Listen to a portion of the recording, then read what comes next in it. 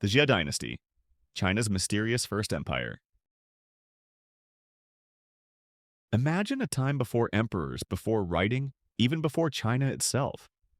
A time when the Yellow River's unpredictable floods shaped the destiny of a people. This is the story of the Xia Dynasty, China's legendary first empire. For centuries, historians debated, did it truly exist, or is it just a myth?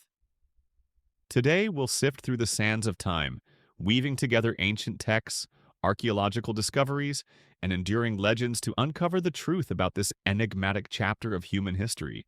Our journey begins with China's oldest historical texts. The Bamboo Annals and Sima Qian's records of the Grand Historian describe the Xia as a mighty dynasty ruled by sage kings. The most famous, Yu the Great, a demigod-like figure who spent 13 years battling catastrophic floods. But here's the problem. No Xia writings survive. For millennia, scholars dismissed it as folklore until a buried city began to rewrite the story. In the 1950s, archaeologists unearthed Erli-Tu, a 4,000-year-old site in Henan province. Here, they found sprawling palaces, advanced bronze workshops, and tombs filled with jade. Could this be the Xia capital? The debate rages on. Some say Erli-Tu is early Shang. Others insist it's proof of the Xia. But one thing is clear. This was a sophisticated society, laying the groundwork for China's Bronze Age. So, where does myth end and history begin? Let's dig deeper.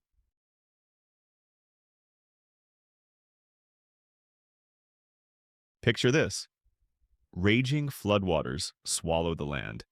Crops drown, villages collapse, and chaos reigns. Enter Yu, a leader so devoted to his people that legend says he molded his body into a tool of labor, his hands claw-like from digging canals.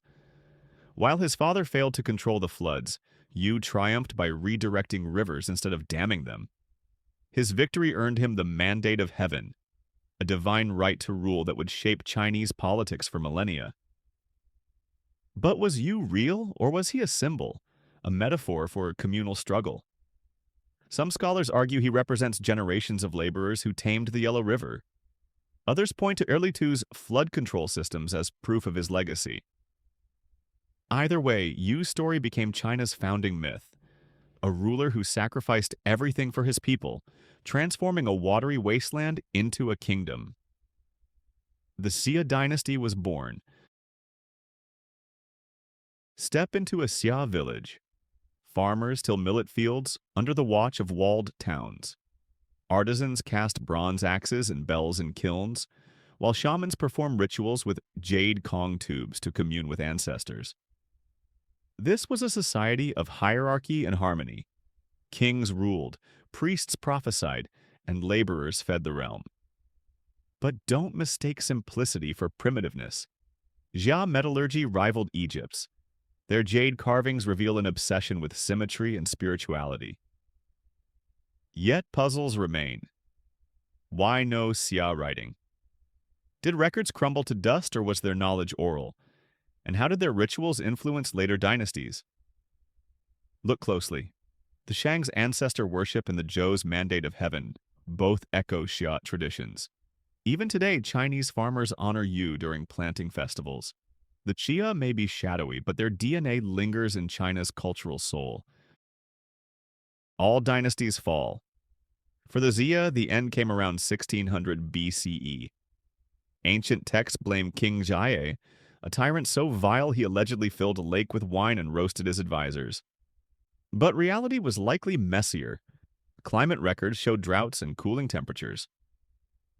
Nomadic tribes pressed from the north. Whether through revolt, famine, or invasion, the Xia crumbled, and the Shang rose from its ashes. Yet the Xia's legacy endured. Their flood control methods stabilized the Yellow River, enabling China's agrarian boom. The mandate of heaven justified every dynasty's rule until 1912. Even the Communist Party today invokes Yu's spirit in propaganda about taming nature. The Xia may straddle myth and history, but their lessons about power, survival, and human ingenuity are undeniably real. As the sun sets over the Yellow River, we're left with questions. Was the Xia Dynasty a kingdom of flesh and blood, or a story invented to unite a people? Perhaps it's both.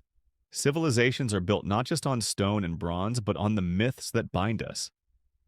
The Xia remind us that every empire begins as a dream of order, of mastery over chaos. And in that dream, China found its identity. Next time, we'll descend into the Age of Oracles, the Shang Dynasty, where dragons lurked in bronze and kings spoke to gods through cracked bones. Until then, what do you think? Legend or history? Let us know in the comments. And if you've enjoyed this journey, hit subscribe. The past is waiting.